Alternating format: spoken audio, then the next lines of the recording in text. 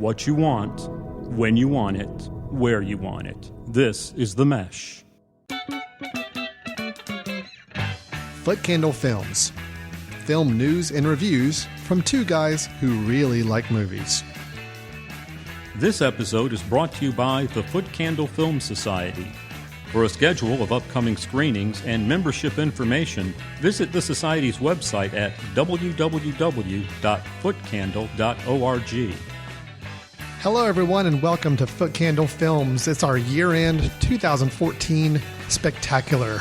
Chris, are you excited? You've got your tuxedo on. I do. You've got, party hat on, as do I. We're all decked out, ready to go. Jay, our engineer, he's all decked out as well. We're all ready to close out 2014. By the time you're probably listening to this show, you've probably gone through Christmas, and now it's maybe close to New Year, or maybe New Year just passed. Either way, looking back on the year 2014, my co-host Chris, how are you, man? I'm doing good. I'm ready to do the show. I actually had the flu come up and slap me in the head, yes, and knock me down for a little while, but through the magic of Tamiflu, which my doctor prescribed me, I'm now on the rebound. I highly recommend that for people who have the flu. Go to your doctor and see if he'll give you Tamiflu. My voice sounds a little muffled. It's because I'm wearing a hazmat suit at the moment to make sure I don't get whatever you're coughing about right now. Right. I've actually heard our engineer coughing a little bit in the background. My goodness, I don't need to be trapped in the studio for the next 45 minutes or so. Probably with true. all this going on. So hopefully I can come out of this unscathed. You as the viewer and listener, you've got the luxury of hearing us talk without having to worry about any exposure to germs over the next little bit. That's our gift to you. Is a flu-free podcast. Well, it being the last episode of 2014, we are planning on recapping some of our accolades from the year. Some of the best, some of the worst, and some other categories in between that we're going to throw out there as well. So we're going to hit a few of those categories first. We've got a little bit of movie news to talk about. Then when we come back in the latter half, we're going to count down our top four, being 2014. Top four films for each of us over the course of the past year.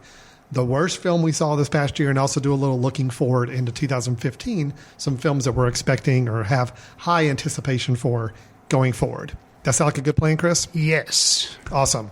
Let's go ahead and jump right into it then with no delay here. We do have a few categories that are just kind of fun little categories we like to come up with that are kind of giving a little bit of hints maybe to some of our top films of the year later on, maybe not. First category we're looking at is what we're considering our biggest surprise from 2014. Chris, typically when we say surprise, we're talking about we either went in with really low expectations or we just didn't think much about the film and it really surprised us. It kind of went over and above what we thought was possible for the year. So Chris, I want to hear, what is your biggest surprise from 2014?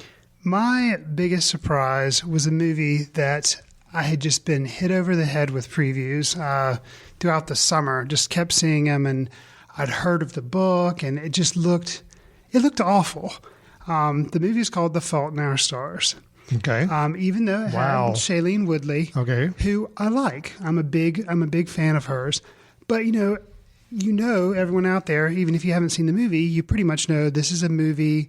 It looks like a bad Nicholas Sparks movie, which yes. I can't really say that because I don't think I've actually even seen any Nicholas Sparks movies, but I've seen the trailers. You're condemning Mr. Sparks just by... I am, by the trailers. Whatever I hear people saying. But, it's like that's what it looks like to me, and that's what this movie looked like.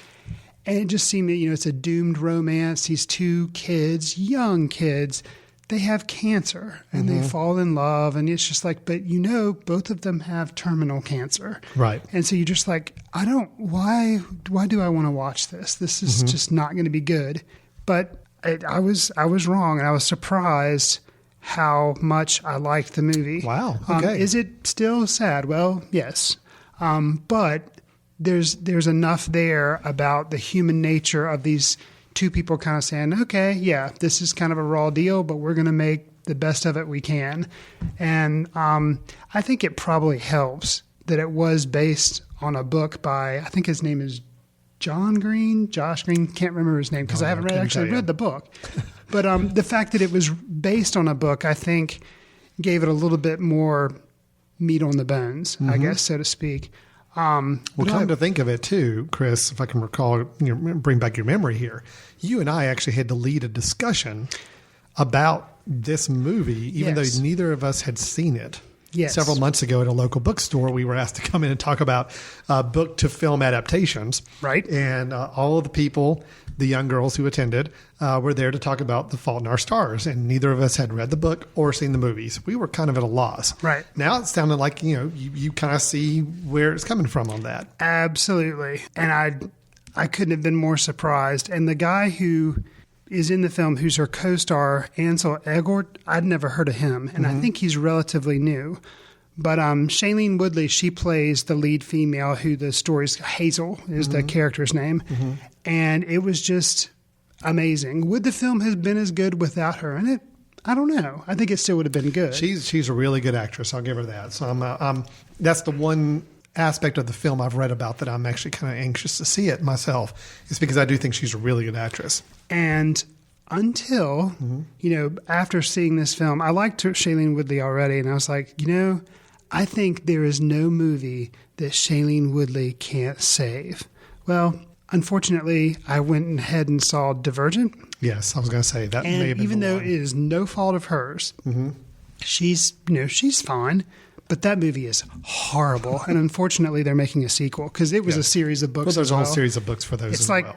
it's Hunger Games, but slightly different. But it's that same teen sci-fi type thing. And man, it makes Hunger Games look like Gone with the Wind. I mean, it's bad. But anyways, get back to the point. Biggest surprise, Fault in Our Stars. I had it would be like me going to see 50 Shades of Grey and liking it. That's about how surprised I was that I liked this movie. We will check back with us at the end of the year 2015. Maybe your biggest surprise will be 50 Shades of Grey. Who knows? It may be. Well, my big surprise, and it's not even a big surprise, but I did look at the list. Honestly, I had very few surprises this year. Okay. In general, I mean, the films I expected to do well were good films. The films I expected were not going to be that great weren't that great. One film that I really went in with no expectations at all and came away really enjoying it. Actually, it's not in my top 10 for the year, but it's really close for a film that I didn't think was going to register anything. It was Jon Favreau's Chef. Okay. I really enjoyed Chef. To me, I had not seen Jon Favreau as a director before, even though I know he did Iron Man, which I enjoyed Iron Man. I didn't enjoy Iron Man because of the direction. Sure. I enjoyed it because Robert Downey Jr., the character, the franchise, and all that. And I think outside of that, Jon Favreau he did Zathura, which was just forgettable kids movie. Beyond that, I mean, I know he did, he wrote Swingers many years ago, but he didn't direct that. Okay. He directed Maid, which was not as great. So going into a film, we showed this film, Chef, for our Footcandle film screening. It was one that was available. I wasn't terribly excited to see it. But come to find out, it was a really fun movie. It's not very deep, doesn't have a whole lot going on, even from a directorial standpoint. There's not a lot there. It's just, he packaged it just right to make it a really fun, entertaining movie that you didn't have to think too much about. Yes, it was cliche in places. Yes, it was predictable. But it was a fun movie that I think really worked the food angle into the movie very well. And Sure. I mean, you come away from the movie extremely hungry. That's a pretty good sign that they worked the food angle pretty good. So I was honestly surprised by Chef at how high it rated at my end of the year listing of films, considering I really went in with zero expectations of anything for it. Yeah, that's a good surprise. I was going to say, add to that recommendation kind of that maybe it would be a good family film for the holidays, but it does have language. It's rough on the language side. So I guess if you have like high school older kids or something like that, It's and then fine. with your And it's not like hateful language. It's No. just rough adult rated R independent film language. Right. But otherwise, it's a really upbeat. I mean, it ends on a really great note, and it's a good fun movie. So I was really impressed. I hope he keeps making smaller films. Of course, now he's working on The Jungle Book, Right. Live action adaptation for Disney. So I would imagine that's a pretty big budget film. Bill Murray is as Baloo, the voice of Baloo, the bear. They got a lot of big cast in doing the voice of real animals talking. So yeah, it's going to be a big budget deal, but I hope he keeps playing around in the independent, smaller film arena before too long. It'd be interesting to see if he's just doing that as like a cash movie, and then he does another movie after that, kind of like Chef, to see what he does. It'll be interesting.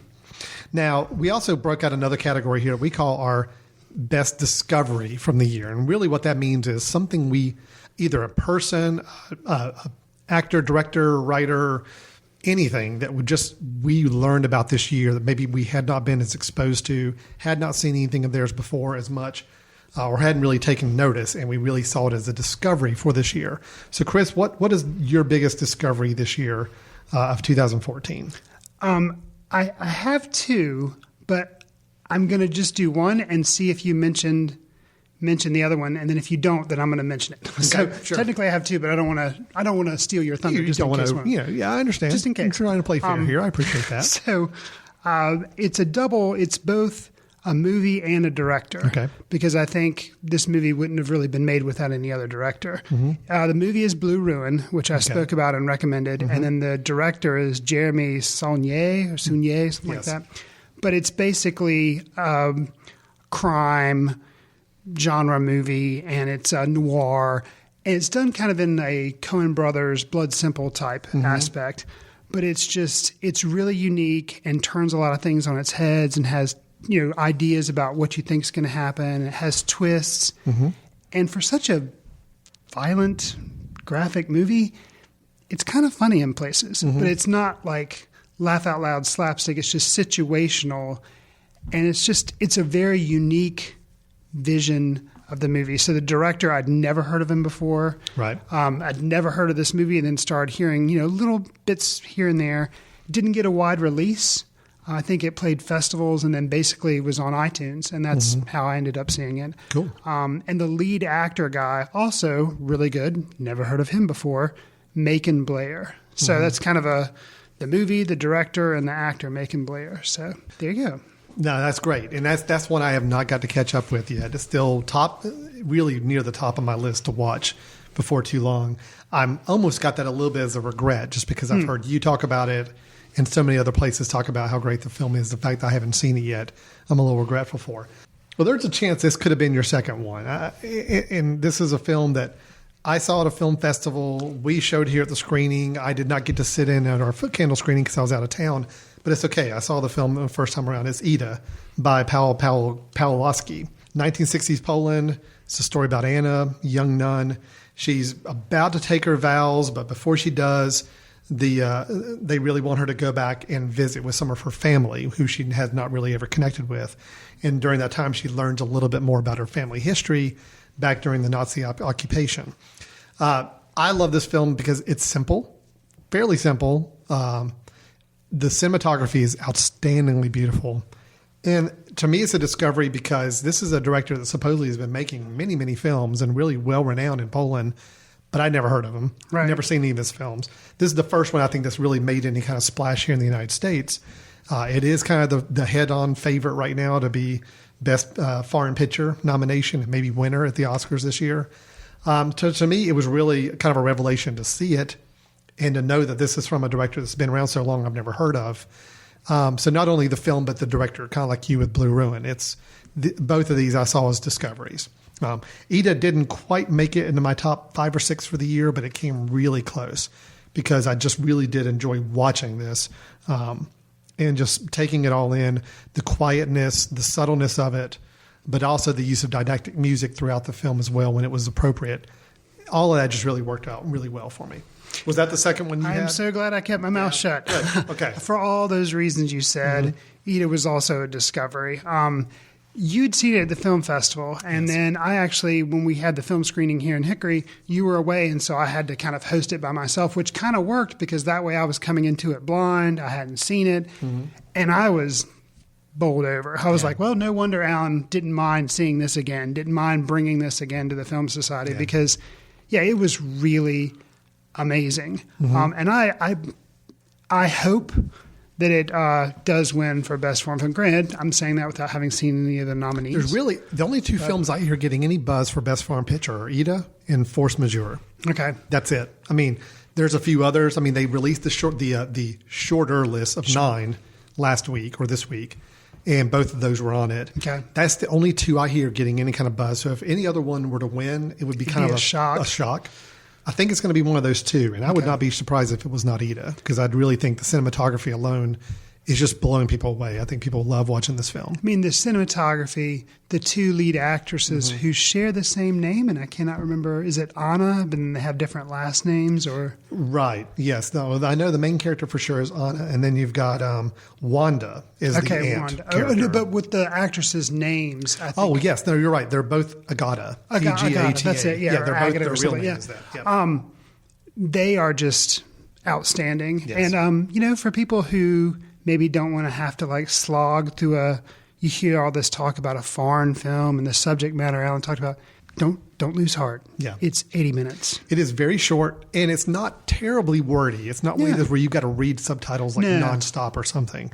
It is a very slow, deliberately paced movie. Just soak it in, let the story take on what it does. There are a couple of interesting turns in the film later on that kind of will.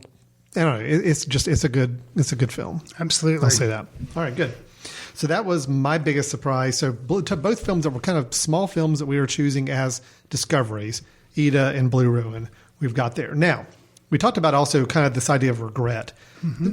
You and I are mere mortals. We can only see so many films in a year. And Chris, you outpace me so much more, too, on number of films to see in a year.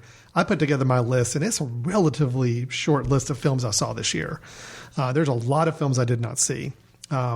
I will say, and I'll go first on this one if that's okay. Yeah, absolutely. My big regret right now, the film that I really desperately wanted to see this year that I have not seen yet is Whiplash. That's the film that I really, really like J.K. Simmons when they give him a good meaty part to chew on. Okay. This looks to be the meatiest part that you could chew on for an actor like him. And just Miles Teller, I'm really kind of growing to like after The Spectacular Now. Mm-hmm. So the rave reviews this film's been getting, the fact that it is based on music, which I just love movies about music, J.K. Simmons in it, great reviews. I'm like, man, I really wanted to see this film, and I have not got to see it yet. So that's my biggest regret for this year.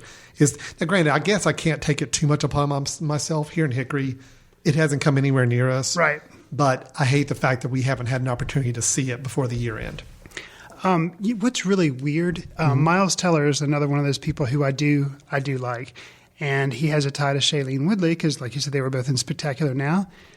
They're both in Divergent as well. Yeah, I thought that was interesting. Actually, even weirder than that, the guy from Fault in Our Stars is also in Divergent. So they're all just three bouncing everything around the same little group of actors. And here. it can't help. Yeah. Divergent is still a horrible movie. Well, supposedly Miles is it Teller or Toller?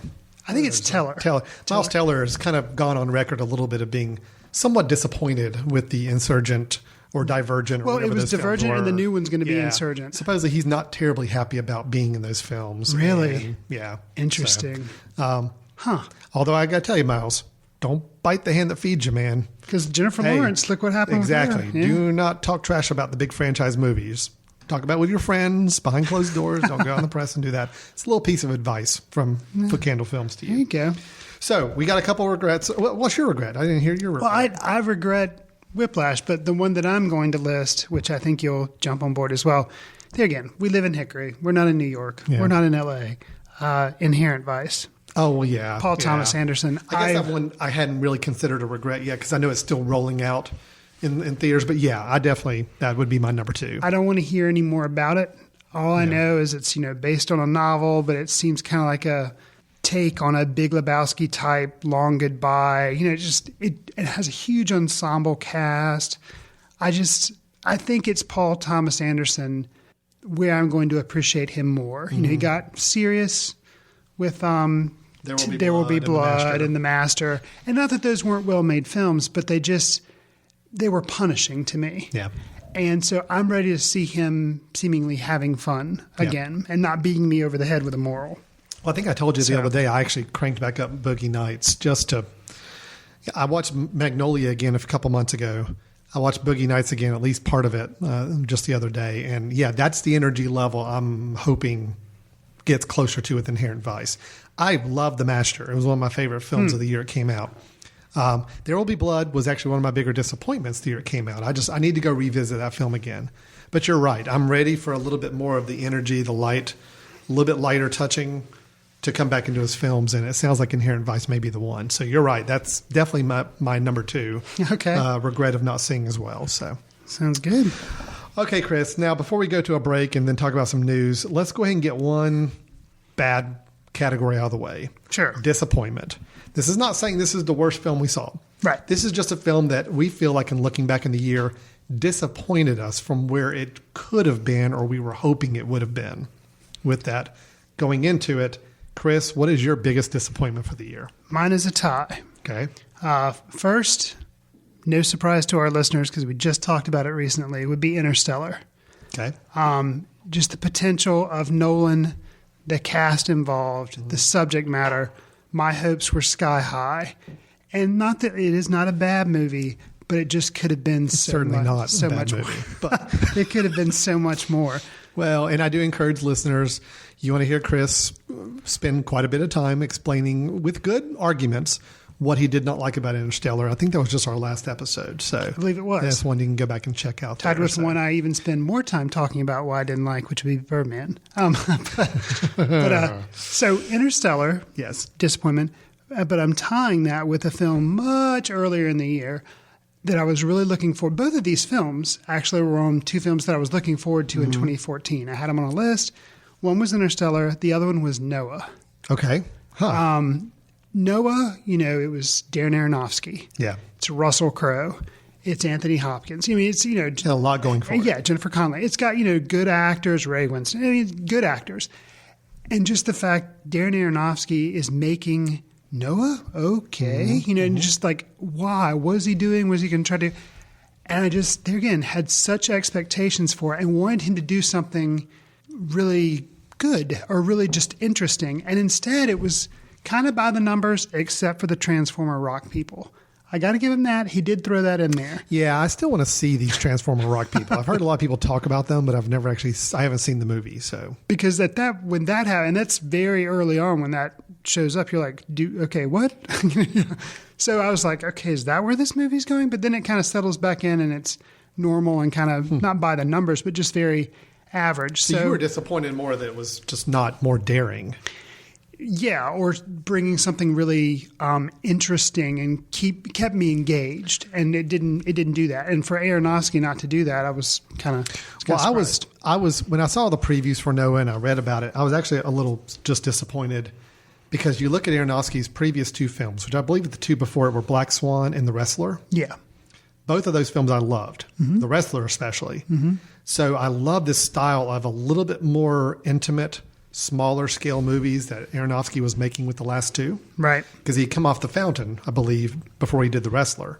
Which was big, grandiose. And bizarre. High concept. Yeah. So when Noah started to take shape, it looked like he was going a little more to a big concept, big blockbuster movie. And which they're going to have floods. I mean, Yeah, that was not as appealing to me. I was really hoping he'd stay in the small personal story milieu a little bit more. Well, on that note, and I want to get you to talk about your disappointments. You haven't done yours yet, right? I have not. Yeah, I've hogged the airtime. But that's okay. I do want to say that's kind of my thinking was that's why I was looking forward to it so much, because if somebody's going to give us a big blockbuster spectacle movie, do I want it to be Darren Aronofsky as opposed to Michael Bay? Absolutely. So, I was wanting him doing Noah. I was like, yeah, that'd be kind of cool. Similarly, one of my most anticipated movies of 2014 was also Exodus, Gods and Kings by Ridley Scott. You probably haven't seen yet, have you? Which I have not seen, and I don't know that I will see because it has just gotten trashed. I am curious, though, because I would like to weigh it and say, okay, both directors, I like them both, Ridley Scott, Darren Aronofsky. They both took on, biblical stories that everybody knows. So what are you going to make fresh? Biblical stories that have a little bit more of a grounded reality to them in some places. Sure. Supposedly Exodus, the things that happen, some of the parting of the Red Sea and all that has a little more actual reality-based reasons for things. So I'm interested in it, but I haven't got enough energy to go see it yet. Well, and you don't get any encouragement from any reviews that you hear or any people that have seen it. They just trash it. So I'm curious to see, does it succeed any better than Noah? But that's my only interest in seeing it at this point. So that's a disappointment that I'm not sure is there, but I'm pretty sure. So Interstellar and Noah, both films from directors you like that you were really anxious to see their next work, and both let you down quite a bit. My My disappointment is one of those where I really it causes me to question my ability as a film reviewer. Oh, come on now. No, it does. Don't do that. Because this is a film that every other single person in the world loves and will probably, chances are high, walk away with Best Picture this coming year. But for me, it was a disappointment, and it's Boyhood. Boyhood was my biggest disappointment for the year. And now, granted, when I rank it top to bottom films of the year, it's in the middle of the pack. It is not a bad movie at all. It is a good movie. It's one I do look forward to seeing again sometime in the future. But as far as going in with this really high-level concept, Richard Linklater, a director I really like, everything about the film was just clicking for me. And then I saw it, and I walked away saying, okay. The concept was cool, but nothing else worked for me on this. So I don't really understand. I mean, if there was a award for best film concept, yes, give it to Boyhood. Absolutely. It wins it hands down. Absolutely. I'd even give Ethan Hawke maybe some acting recognition, and because he was really good. Mm-hmm.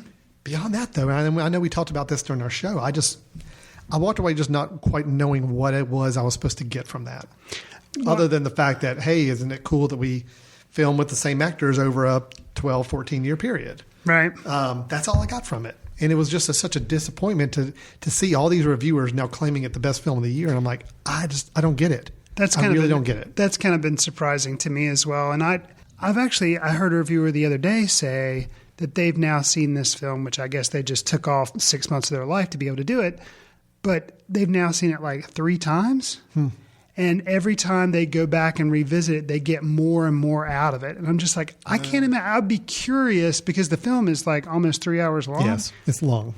I'd be curious to see. I mean, I liked it okay, but I'm in the same ballpark with you. If I were to revisit it, would things then dawn on me that maybe the artifice of how the conceit of the film would fall away and I would get more like stuff out of it? But I really honestly, it wasn't a film like it just turned me off right away and I was just dour on the movie the whole time I'm watching it. I was striving to connect with it the whole time. Like, come on.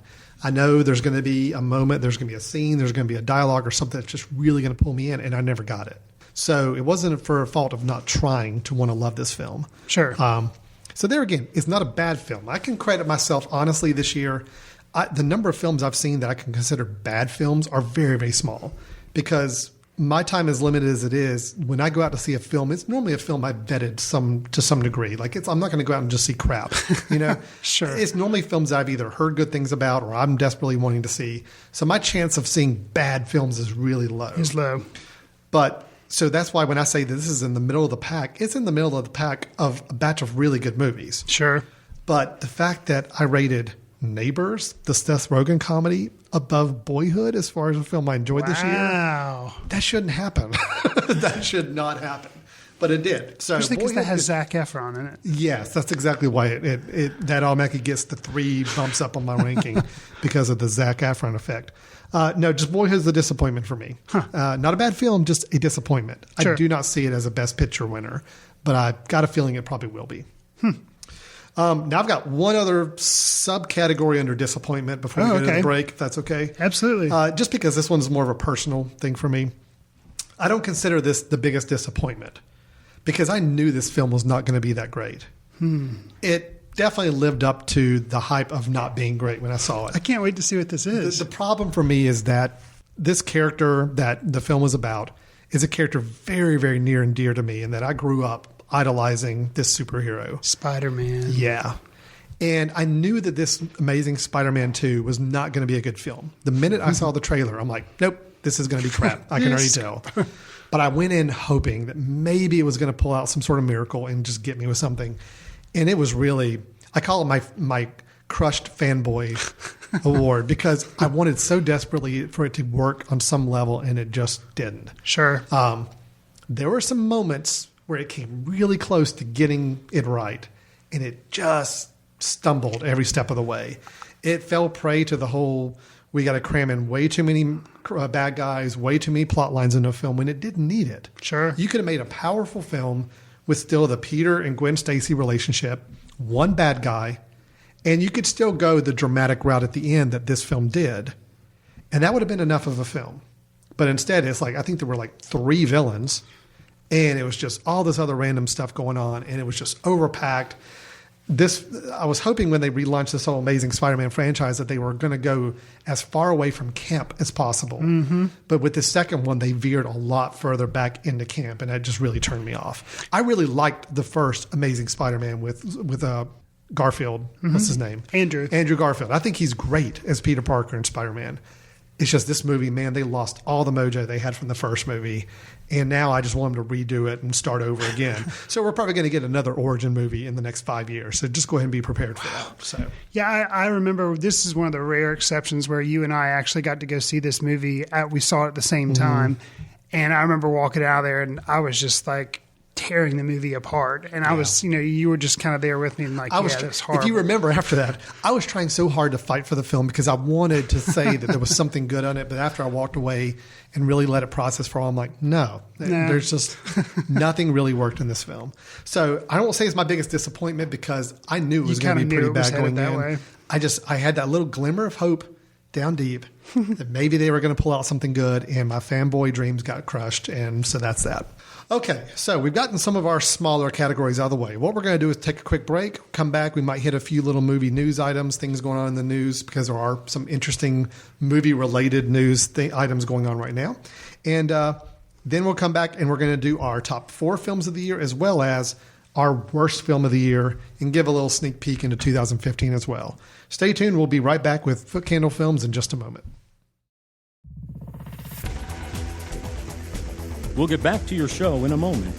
Just a reminder, you're listening to The Mesh, an online media network of shows and programs ranging from business to arts, sports to entertainment, music to community. All programs are available on the website as well as through iTunes and YouTube. Find out more at themesh.tv and give us feedback on what you like. And now, as promised, back to your show. Welcome back to Footcandle Films here on themesh.tv. Before we get back into our show, just as a reminder, you can go back in time and visit and listen to any episode we've recorded since the beginning of this show. Chris, quick, what was our very first episode? What was the review of the film for? That's easy. That was Win-Win. Win-Win, the film Win-Win with Paul Giamatti. Yes. Several years ago. That was our first episode. All of them are available on themesh.tv. They're also available on iTunes. You can go onto the Apple iTunes podcast store, download any of them, but more importantly, hit that little subscribe button when you're there too. What that means is every time we put out a new episode, you're going to get it downloaded to your iTunes, iPhone, iPad, whatever device you use to listen to podcasts. It's right there ready to go. That's what we really recommend people do is hit the subscribe button.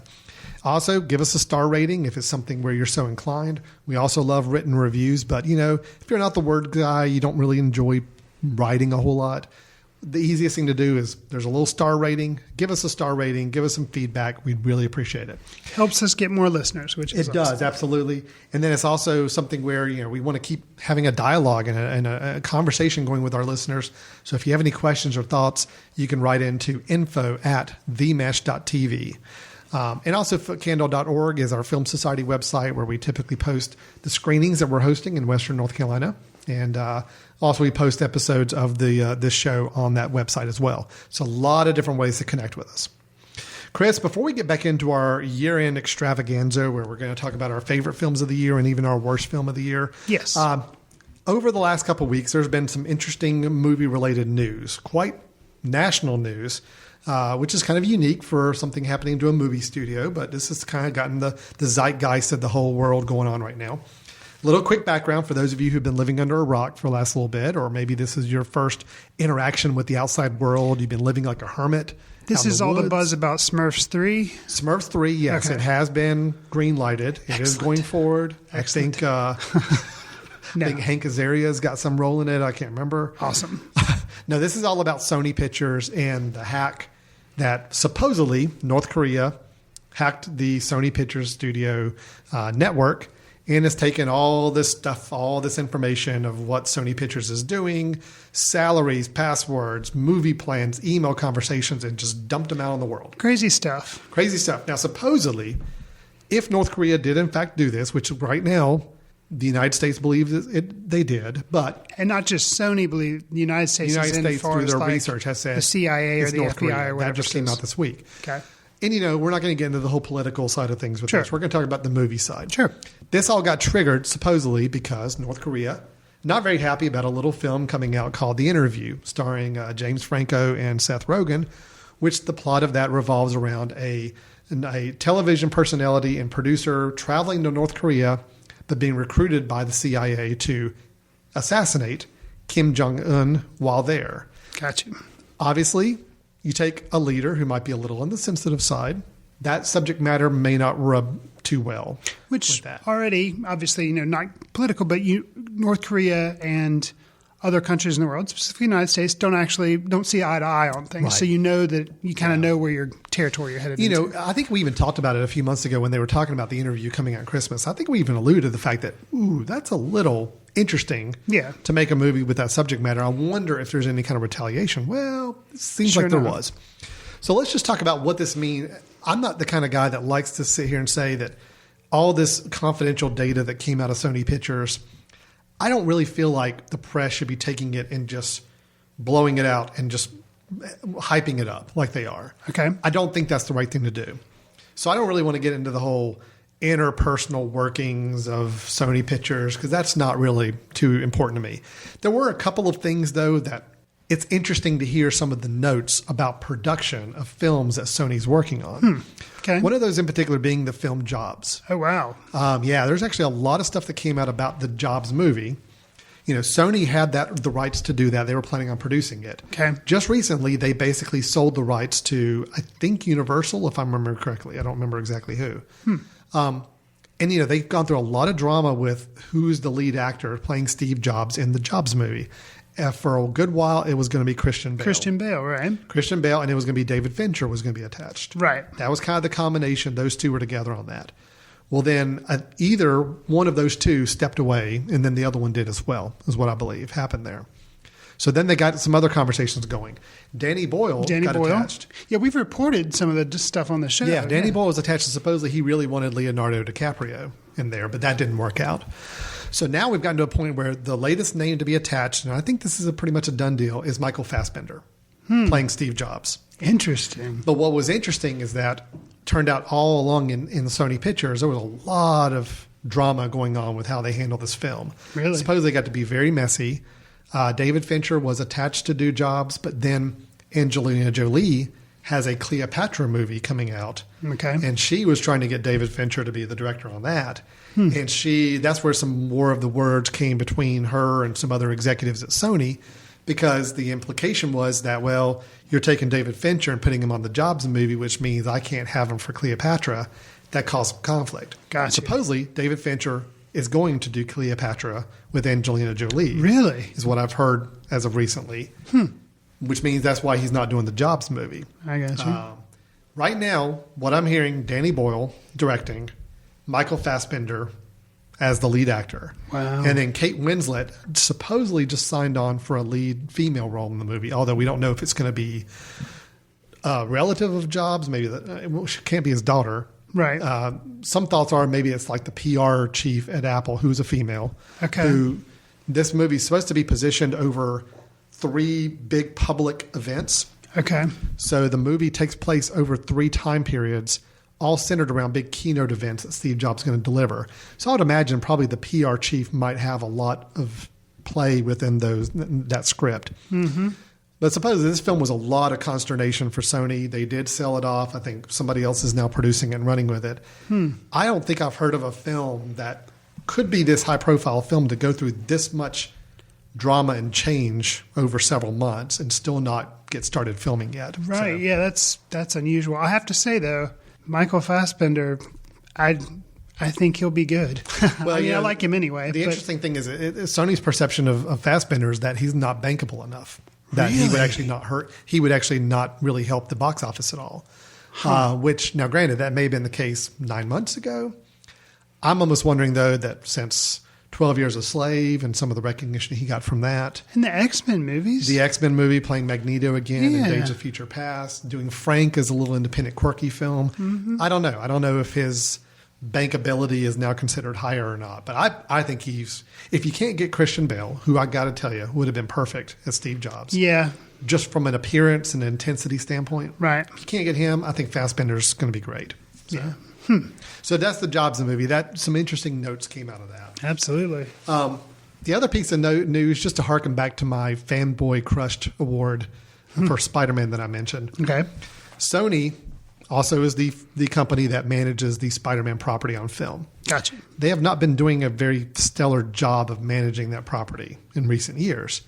They rebooted the film series and they released these last two, which didn't get a lot of great acclaim, didn't do as good a box office, especially this last one. Sure. So then for months after Amazing Spider-Man 2 came out, you heard all this scrambling of, well, we're going to try this kind of Spider-Man movie. Oh, we're going to try this kind of Spider-Man movie. We're going to do these spin-offs and we're going to build this whole universe. Well, now, in light of this whole Sony network hack issue, I mean, personally, I think this is something that's actually going to impact that studio for quite some time. And it's actually going to cause them to have to either get rid of some of their franchises or downscale some of their production. Because I think they've got a lot of internal issues now they've got to deal with all this information being leaked, all this dirty laundry being leaked and all that. The Spider-Man franchise is one that supposedly is up for play right now. Marvel really wants to bring Spider-Man into their movie Which universe. is owned by Disney. Owned by Disney. Disney owns Marvel. Marvel does the Avengers, does all the other superhero ones that they've got. Right. They don't own Spider-Man. They don't own the X-Men. Now, does Sony own the X-Men? No. No. Fox Okay. does. Fox. Yeah, Okay. Fox owns X-Men. And supposedly, Sony and Marvel are supposedly trying to talk and figure out if there's a way to maybe share Spider-Man. I think Sony's probably looking at it as like, Yeah, we don't know what to do with we don't it. know what to do with it. So maybe you guys can help and we can make some money off of it. But I'll tell you, there will be a lot of fanboy head exploding if Spider-Man gets woven into the whole Marvel universe. Like in a thing. web. Yeah, Nice. yeah, I planned that out. I had it written down right here, woven. So that was another little thing that came out of this hack, because I actually think it's going to have some ramifications on what Sony is able to do or not do with certain film properties going forward. Interesting. Yeah, it's a very interesting time. So, that it's just really fascinating when a movie studio is kind of, the covers are lifted, all this stuff is aired, and then you've got budgets and salaries of different people being promoted and publicized. All these internal emails where producers or executives at Sony are bad-mouthing certain actors and actresses. I mean, think about all the bad blood that's now being generated that they're going to have to manage. So I really think it's really interesting what could happen with the studio in the coming years because of that. I think does Sony have the James Bond franchise too? I can't remember if they do or not. I don't but know. they've got a few franchises that they're still trying to pump out and make work. So it's just a very interesting time from a movie standpoint, just to know that a country, now this whole geopolitical thing has kind of gotten involved and it's actually affected the movies that we're probably going to be seeing in the coming years. Yeah, but I heard that, which maybe when you were going to mention, there was a Steve Carell movie that he was going to come out with that was based on a graphic novel called Pyongyang or something like that. And it was a similar type idea of the interview. And now that has been scrapped. Wow. And he was all cranky about that. Well, before we get back to our list, Chris, let me just ask your opinion. So Sure. Sony made the decision to not release the interview on Christmas Day because there were not only all the hacks and more information kept getting dumped out, but then the hackers, be it North Korea or whoever, made basically a threat to anybody who went to theaters to see it, that a 9/11 style type of attack at some degree. Right. Knowing all that, Sony gave the different theater chains the option of not showing the film if they chose to. Many chains backed out of showing it. Sony then just immediately, pretty quickly said, okay, we're just going to cancel the film then. What's your take on that? I mean, was that the right thing to do, or do you feel like it was a knee-jerk reaction to a bad situation? It was a bad situation, and I know it's all about business. So, I think I admire them for saying, hey, theaters, if you don't want to show it, you don't have to. Not forcing them to show it. I think that's cool. But then pulling it all together, I feel like this has been pretty well publicized. And if there are some theaters that want to show it, and then people want to go see this movie knowing that, I mean, I hate to say it, but putting your life on the line, I don't think, because I don't think. But, as long as there's awareness then I feel like it's a shame that they just blocked it all together, because then, you know, I don't know. I feel like it may have been a little hasty on their side. But well, I do think it speaks to a bigger question or issue about censorship in this country. And I mean, it makes me a little worried to think that, you know, hacker groups, which I'm on record as saying I'm afraid hacking at this kind of scale is only going to continue to grow. So could hackers, other countries, political groups, the other social groups kind of have this much influence to basically keep films from being released? That's the big question I've got with it. Right. So I am encouraged today. I think it just came out in the news today as we record this that Sony is going to allow independent theaters and that want to show it to go ahead and start booking it. So it looks like they are starting to let it get out there. I don't know if this film's any good or not, but I think we're just talking more about the idea about a film is being made that may be controversial, but it still has a right to be seen. Right. You know, regardless of if it's good or bad, it should still have a right to be seen. You know? And, you know, and the thing is, I kind of look at those threats that the hackers made about, you know, at the theaters, and it'll be 9/11 style attacks if you go. To me, it's almost like we know what happened on 9/11, but yet millions of people still go to New York City. Right. Okay. I think the idea of saying that I'm not going to go to a movie theater because another hacker group or country said that there may be something that happens when there's thousands of theaters across the United States, to me is just for Sony to kind of retreat like they did, unless it was a financial decision. If they realized that us putting the film out with only 2 or 3 movie chains showing it, we won't make our money back, so let's find a different route. I got a feeling that may be a little bit more what's going on. I don't think it was necessarily we're going to pull the film because we want to be conscientious and safe. It was probably more of a matter of, wow, we're going to lose our shirt on this. Let's regroup and figure out a different strategy. You know. Anyway. Okay, that's all the new stuff I want to go over. Let's get back to our fun stuff with the list if we can. What we did before the break is we actually were going through some of our other random categories like best surprise, best discovery, biggest regret, biggest disappointment for the year.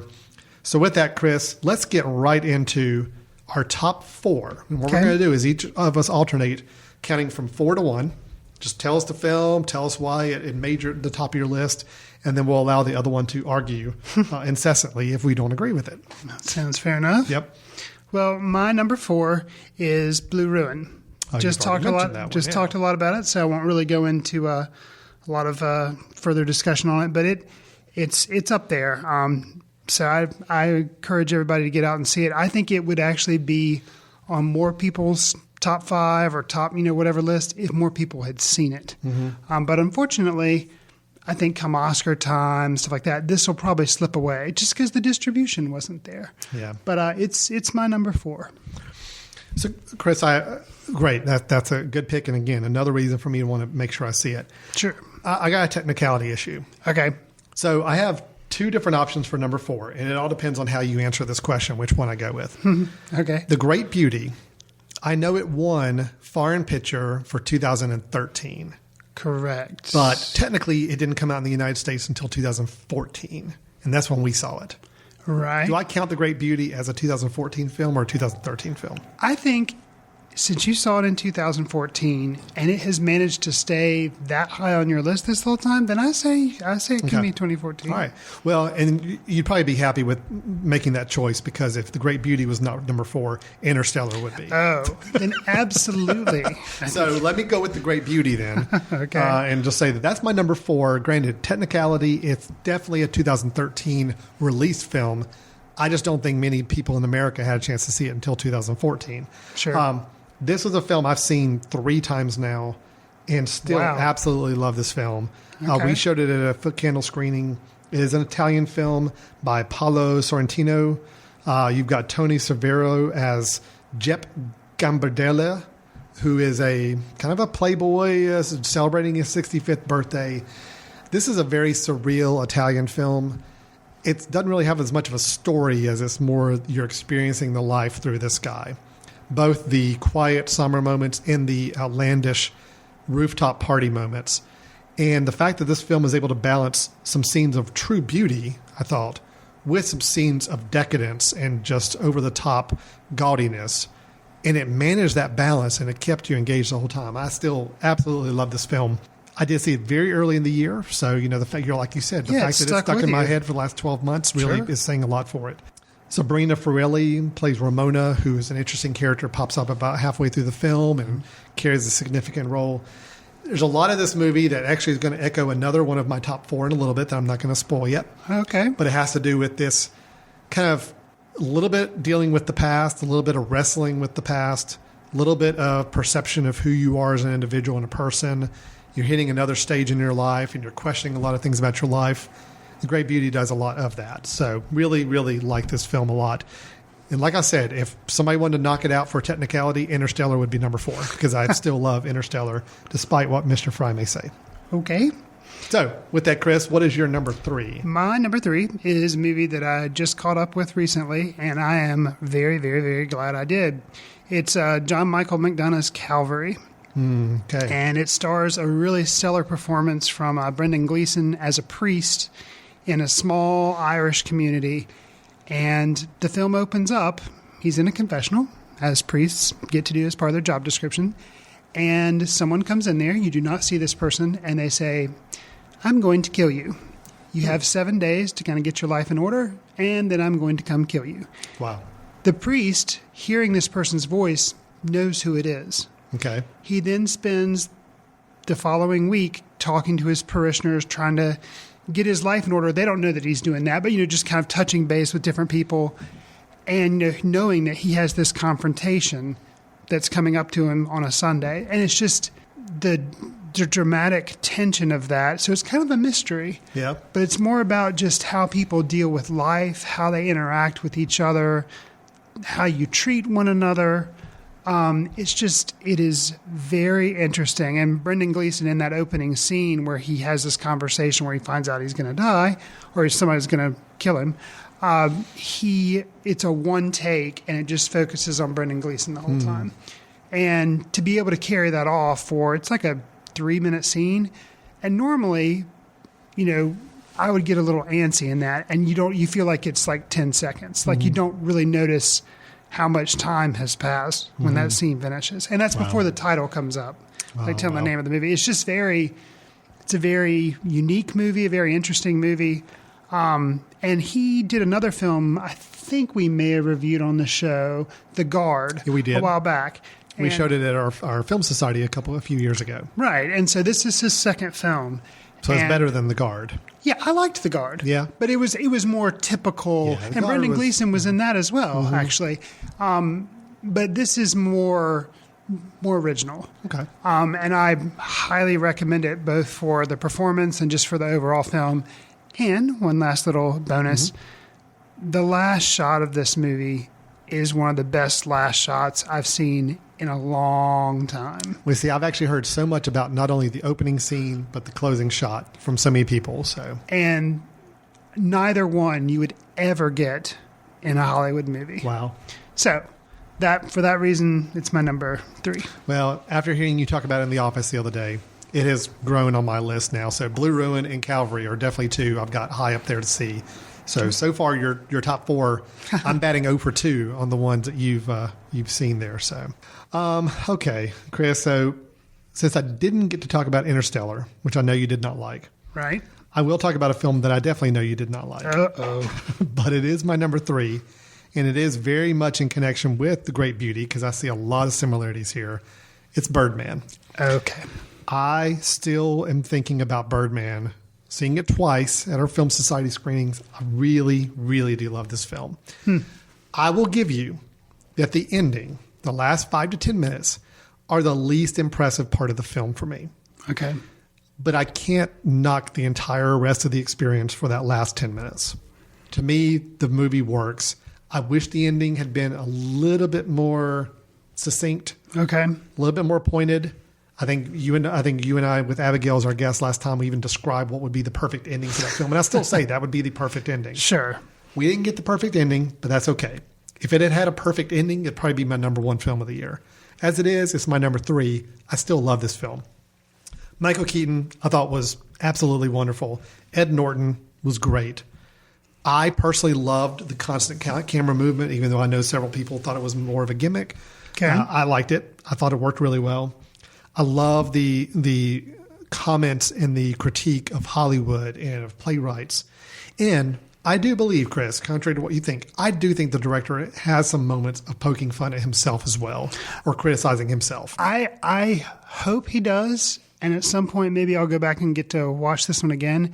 And hopefully I'll see those. Yeah. And that would soften my tone. I think he does. That would soften the tone of my evisceration of this movie, and specifically the director. I don't think this is a horrible movie. I hear everything you're saying, and I understand why you like the movie. It's that problem, that blood feud that I have with Inarritu that I can't get over. But maybe you guys are always bashing each other on Twitter and everything. It's really maybe I can go back and see some of the.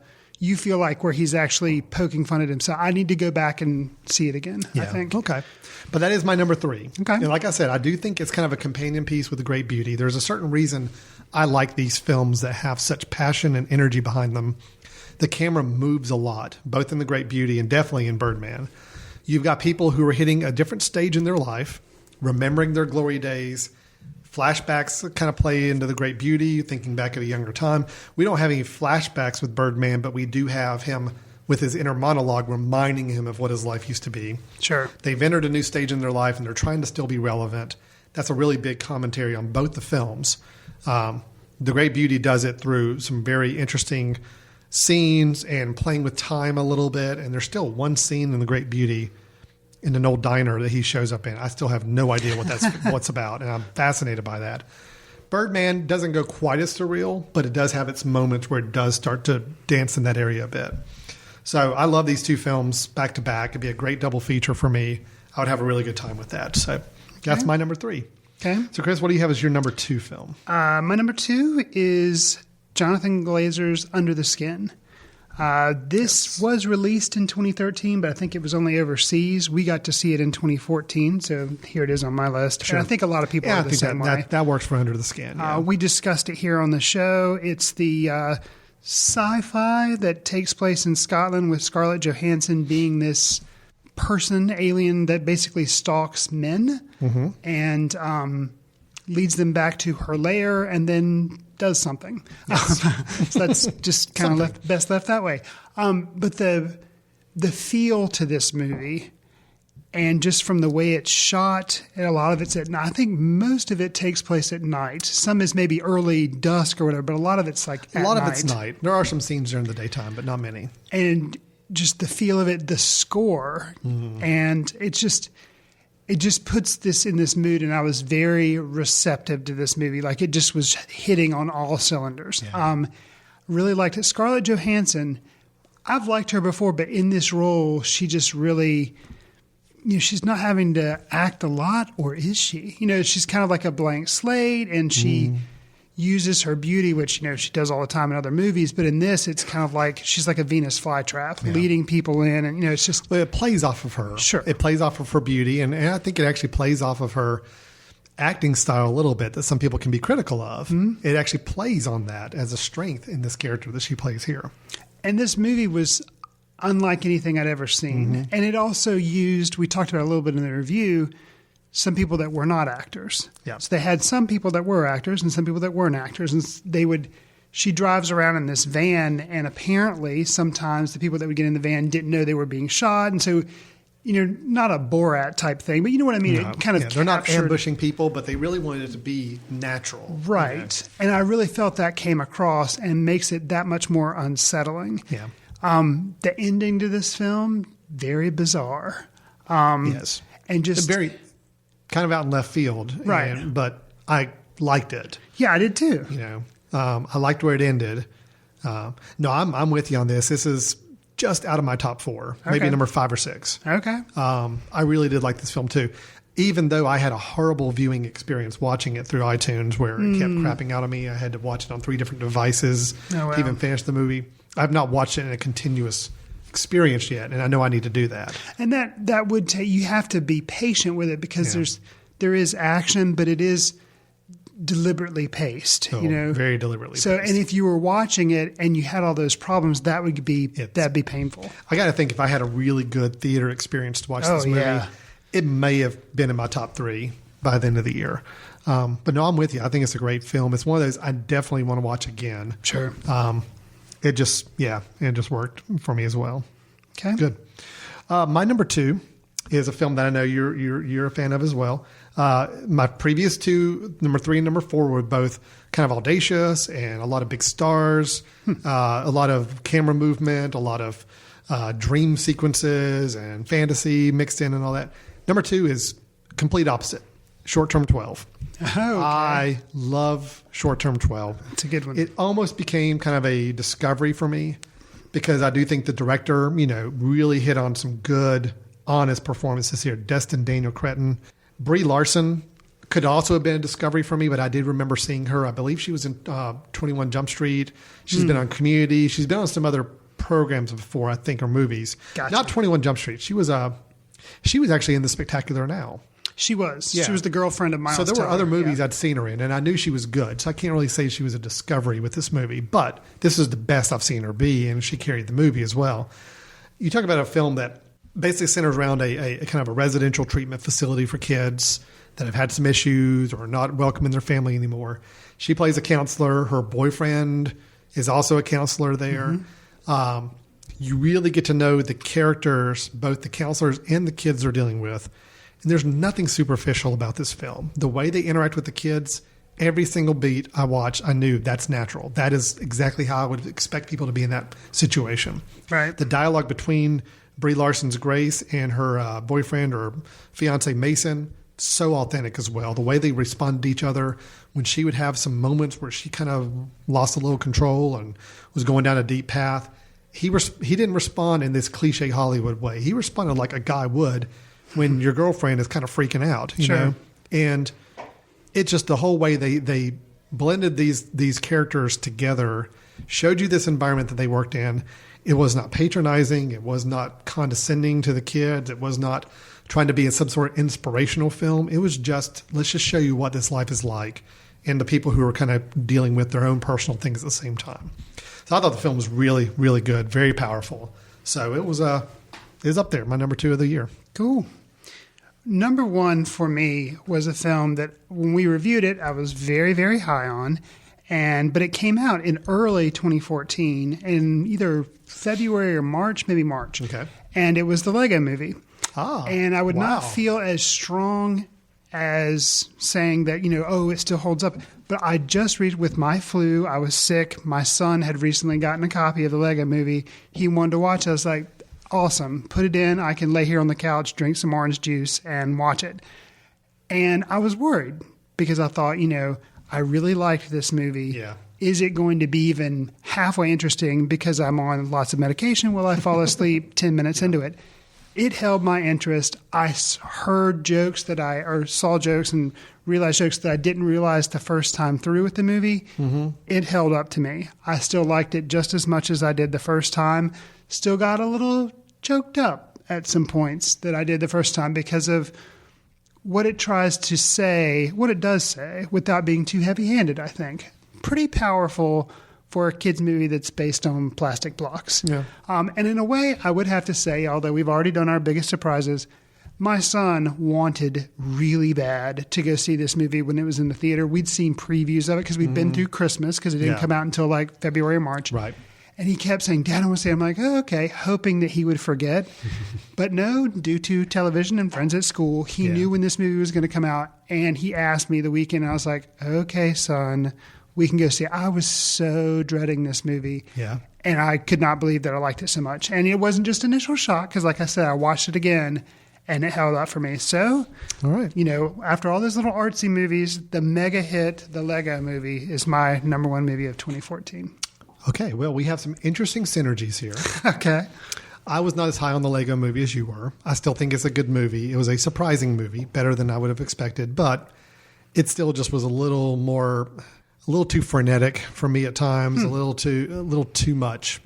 But I do like the way it ended. I like the kind of the breaking a little bit of the fourth wall kind of approach to it at times, and it worked for me really well there. But I'll say synergy because I'm the same way. My 2, 3, and 4 picks were more independent, a little more art films, and my number 1 is Absolutely Not.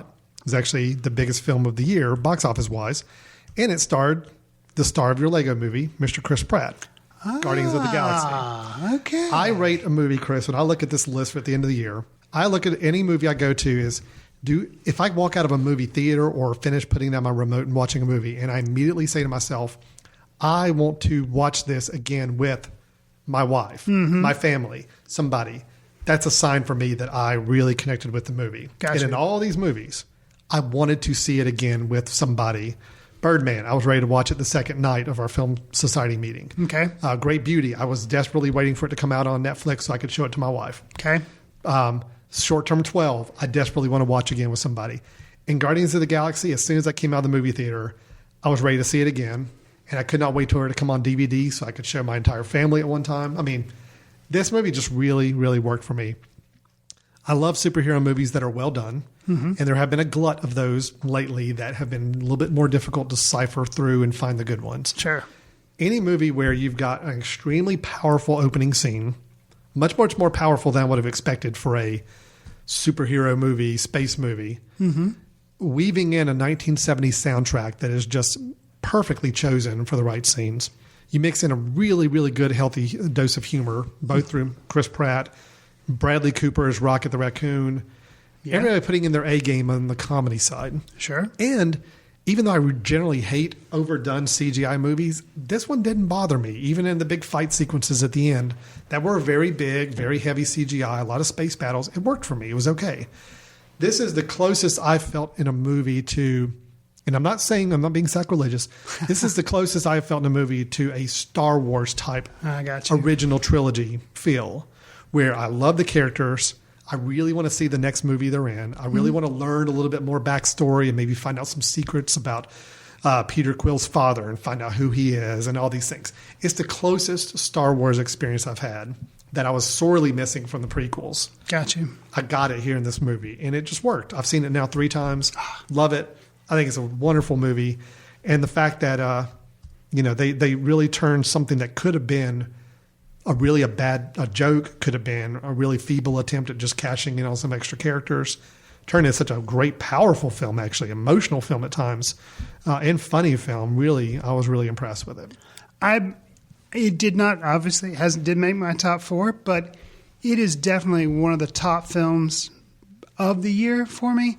I need to go back. I've only seen it once, and that kind of hinders it a little bit, because I remember when we reviewed it here on the show, some of my hang-ups were that there was kind of a lot going on. Not frenetic pacing like the Lego movie, but story-wise. There's a lot of names and Right. people that you get introduced to quickly that in the end you don't really need to know. I mean, that's the thing, is you kind of have to just ignore all that setup stuff at the beginning because it doesn't really matter. And if I was able to do that, then it could have washed over me maybe a little bit easier. And I still got on board with the movie, but there in the opening 15 minutes or so, I was confused and kind of like, do what? So I need to give it another look, but definitely still a really good movie. I'll have to check it out again. So how funny is it that you and I both, after going through 3 top choices of very smaller, lesser known independent films, Oscar nominated films, and we both end up with a Chris Pratt starring big budget, big action movie that those 2 films probably are.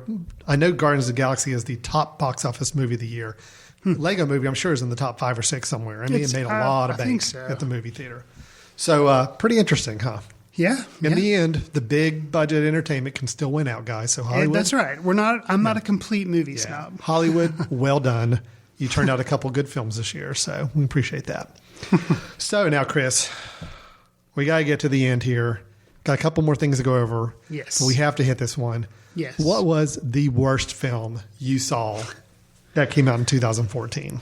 Without a doubt, the one that had I not been there with my children and I could have walked out of the theater, I probably would have, even though it's kind of like the moviegoer's code. You don't walk out because, it's like you got to respect the movie. But Rio 2, man. Wow, Rio really? 2.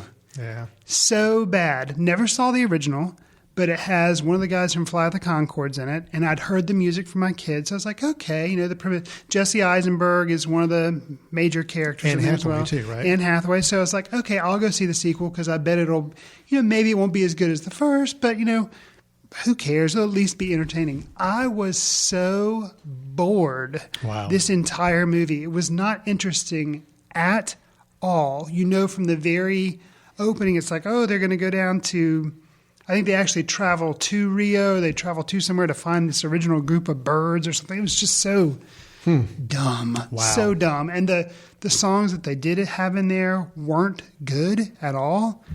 Man, it was so painfully bad. Rio 2. Even though I think the movie was probably only 70 or 80 minutes, it felt like it was longer than Battle of the Five Armies. I mean, it was so long and painful. So Wow. that was without a doubt Well, I didn't have the worst movie. I didn't have the privilege of getting to see Rio 2.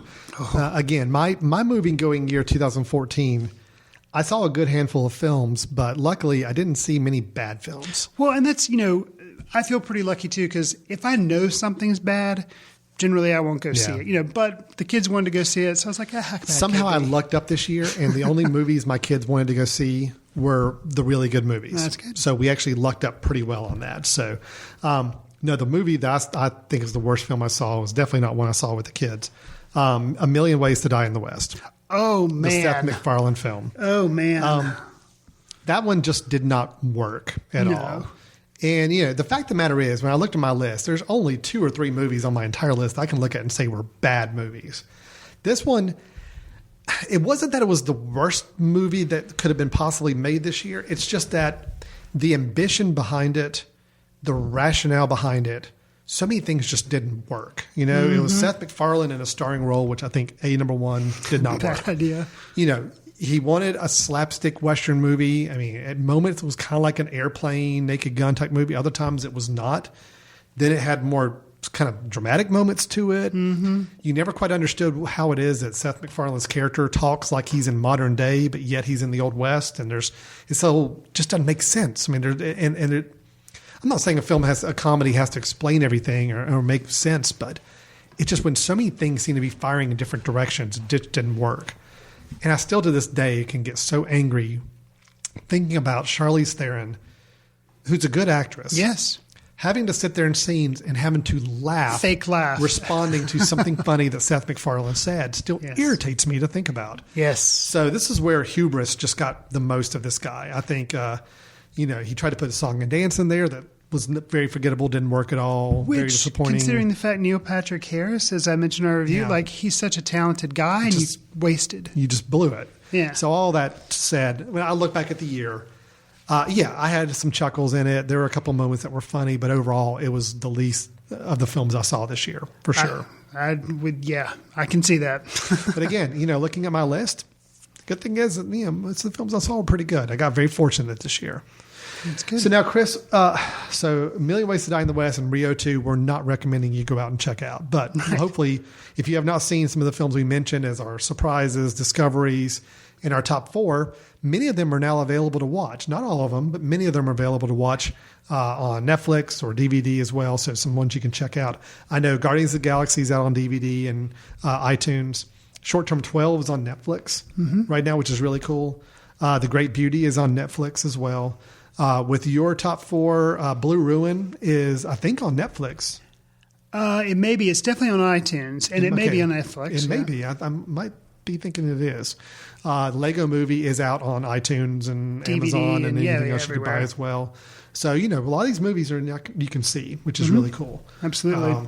So with that, Chris, let's just talk really quickly about the coming year, 2015. I know there's a lot of big movies coming out next year. There's also some good small movies coming out next year. You've got a few kind of picked out that you're really looking forward to this coming year. You want to regale us with some of those? Sure. I tried to do since 2015, ends in a 5. I said, well, I'll come up with 5. Okay. So I have 5. No surprise to anyone listening to this show, but one of the top ones is probably the new Star Wars, The Force Awakens. Somehow, George Lucas didn't kill my inner child with the prequels that he did. Yeah. I don't know how, but he didn't.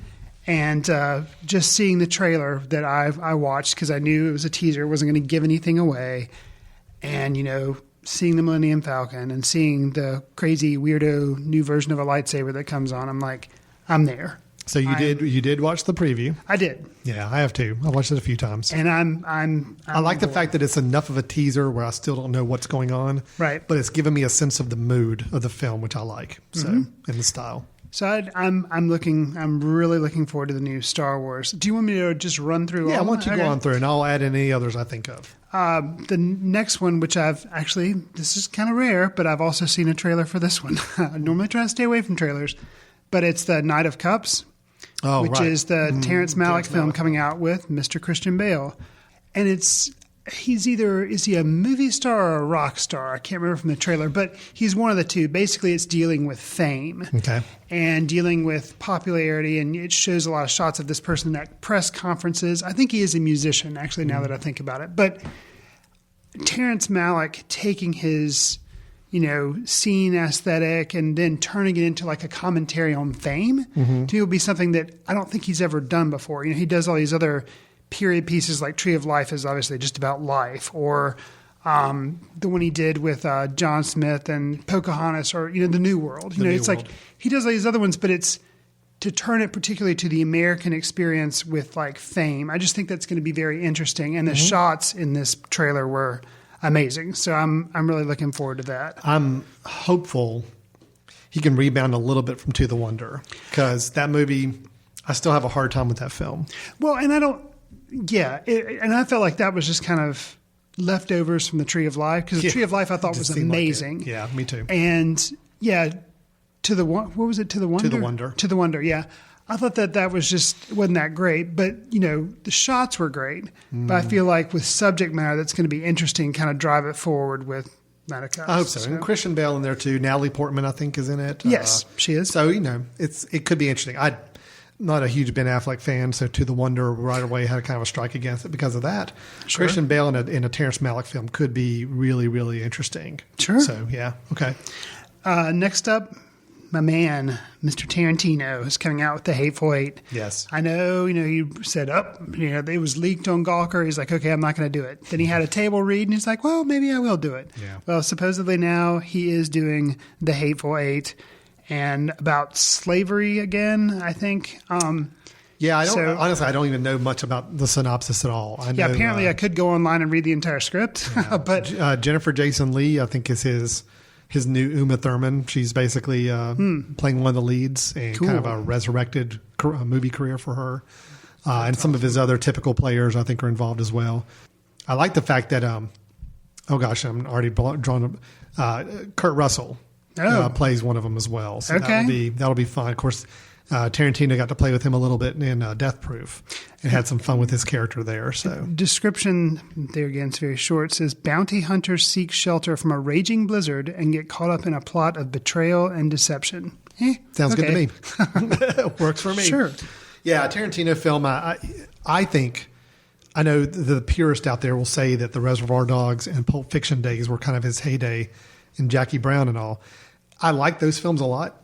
For me, Inglourious Bastards and Django Unchained have actually now at a whole nother level performance-wise. And Kill Bill. Well, yeah. Kill Bill started it off for me. Once you hit Kill Bill, it's like, okay, he's playing at a whole nother level. He's doing now. something, yeah. And then he continued with that Inglourious Bastards, which is still one of my favorite movies of all time. Right. Django Unchained, I thought not as good as Inglourious Bastards, but still really, really, really good. Right. So these last 4 or 5 films of his, I've been completely on board with. The only one that was a miss for me was Death Proof. That's the only one that just didn't fit as well with the other that he's recently done. But I'm my butt's in the seat opening weekend for this. I'm ready. Absolutely. Another one that's coming out in 2015 is Jeff Nichols' latest one. It's actually, I think, originally going to come out in 2014, so it was actually anticipated for that, but didn't come out. So now it's one of my most anticipated for 2015, Midnight Special. And brief little description on that. The only thing I have for it is a father and son go on the run after the dad learns his child possesses special powers. So we're going a little sci-fi possibly here, which could be interesting. Right, which, I like sci-fi, but Jeff Nichols doing sci-fi makes it that even more interesting. Michael Shannon, Kirsten Dunst, Joel Edgerton, Adam Driver. Is Adam Driver now? I think he's going to be in every movie. Mandated to be in every movie now. Because even the latest, I was going to mention the latest Noah Baumbach film coming out next year, While We're Young. Yes. Starring Ben Stiller and Naomi Watts, has Adam Driver in it as well. Okay. So, yeah. And he's in the new Star Wars movie, so it's just like, wow, he's everywhere. Yeah, sounds like it. Is that your 5? I have one last One more. movie, and What's this basically ranks up there because it has a North Carolina tie. Masterminds, the comedy that's going to come out that has Zach Galifianakis. Is that the name of it Wilson. now? Masterminds. That's the latest So name. it was Wells Fargo. Now it's Masterminds. Mastermind, which could be the whole legal thing, changing it to But a night guard at an armored car company in the southern U.S. organizes one of the biggest bank heists in American history. Directed by Jared Hess, but stars Kristen Wiig, Owen Wilson, Jason Sudeikis, Zach Galifianakis. And shot here in Asheville, a little bit in Asheville, North Carolina. So I'm anticipating it for that reason. I hope it's good. I like to have a comedy as something to anticipate as well. No, I agree with you there. So, I'm only going to add 2 more to the mix. I'm kind of looking forward to. I mean, the ones you mentioned, they're all high on my list right now. I'm going to go on record saying, hey, I'm excited about Avengers 2. Why not? I think, I liked the first Avengers. I didn't love it with quite the fervor that a lot of the fans do, but I did really like it. I think this can only get better, possibly. I do trust Joss Whedon to do an even better job now that kind of the setup is out of the way. You can go have fun with it. You can just do story. And just the villain, the whole evil robot Ultron looks really creepy and good. So it looks like it may actually be a little darker than the first one. So which could mean I like it more. It could be, so I'm excited about that. Okay. But on the complete opposite end of the spectrum, a little small film that I think was supposed to come out this year, but it's now gotten pushed as well. The latest from David Gordon Green, which is Manglehorn, starring Al Pacino. Okay. Right away, David Gordon Green film with Al Pacino and Holly Hunter in it. And it's, the storyline, it doesn't matter what the synopsis is, but it's a Texas set story of a locksmith in a small town who never got over the love of his life. That's it. Just idea Pacino, Holly Hunter doing a David Gordon Green film, kind of about maybe a little more adult love, a little older relationship. All board, ready to go. Fired up now. I'm ready to see it. So take your 5, mix in my 2, and I think I've got a good 7 list of films I definitely want to see at this point. So yeah, cool. So there's a lot of good totally stuff. Forgotten about Manglehorn, but now that's going to have to be on my list. Because we both really liked Joe, yes, the film he did with Nicolas Cage this year. So I thought that worked really well. And if he got such a great performance out of Nicolas Cage, I'd love to see another really great Al Pacino performance because we haven't had one in quite a while. True. So that's 2015, just a little teasing of some films we're looking forward to there. A lot of good ones coming up. But overall, Chris, it was a really good year in 2014. We had a lot of good movies. I think a couple of regrets of films that hopefully we can still squeak in the next few weeks that are 2014 films. Whiplash, Inherent Vice. There's a couple others I know too. So overall, though, I think good year and good countdown. So we're going to go ahead and wrap up the show. With that, I think we gave plenty of recommendations of films to check out earlier in the list. I think we're good on recommendations right now. So what we're going to do is wrap it up for 2014. We just want to take a moment and say thank you to everybody who's been listening and supporting the show all throughout the year. We appreciate all the kind words, reviews, feedback we get. Everything's great. So just you guys listening kind of keep us doing what we're doing and knowing that we've got some people out there checking out our shows and listening to us ramble about movies every couple of weeks. It's a good feeling. So thanks a lot for that. Chris, how can people learn a little bit more about us or get connected or anything else we've got going on? Well, as you've mentioned, they can go to themesh.tv and look under Footcandle Films, and that's where you can find a back catalog of all of our episodes. You can also go to letterboxd.com where you can find us under Alan Jackson or Chris Fry and kind of keep track of the movies that we're seeing. And sometimes I try to write little short reviews of movies that I see, so you can look at us on there and find stuff as well. Awesome. Yeah, that's exactly right. Check us out. Drop us a line. Let us know. We'd love to hear from you. So with that, we're going to go ahead and wrap it up. Chris, happy 2014 to you, and here's to a good 2015 to come. Thank you. See you in the ticket line. All right. Take care, everybody.